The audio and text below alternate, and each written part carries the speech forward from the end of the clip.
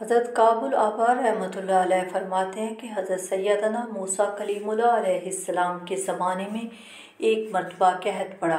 لوگوں نے آپ علیہ السلام کی بارگاہ میں درخواست کی، یا کلیم اللہ، دعا فرمائیے کہ بارش ہو۔ آپ علیہ السلام نے ارشاد فرمایا، میرے ساتھ پہاڑ پر چلو۔ یہ سب لوگ ساتھ چل پڑے تو آپ نے اعلان فرمایا، میرے ساتھ کوئی ایسا شخص نہ آئے جس نے کوئی گناہ کیا ہو۔ یہ سن کر سارے لوگ واپس چلے گئے، صرف برق العابد نام کا ایک آنکھ والا آدمی ساتھ چلتا رہا۔ حضرت سیدنا موسیٰ علیہ السلام نے اس سے فرمایا، کیا تم نے میری بات نہیں سنی؟ عرض کی، سنی ہے۔ پوچھا، کیا تم بالکل بے گناہ ہو؟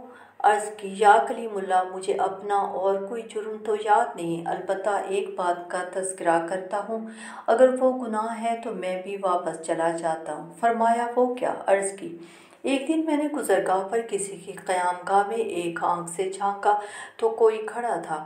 کسی کے گھر میں اس طرح جھانکنے کا مجھے بہت کلک یعنی صدمہ ہوا۔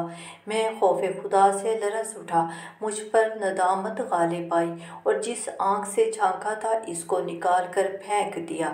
اگر میرا یہ عمل گناہ ہے تو میں بھی چلا جاتا ہوں۔ حضرت سیدنا موسیٰ علیہ السلام نے اس کو ساتھ لیا۔ پھر پہاڑ پر پہنچ کر آپ علیہ السلام نے اس شخص سے ارشاد فرمایا، اللہ سے بارش کی دعا کرو۔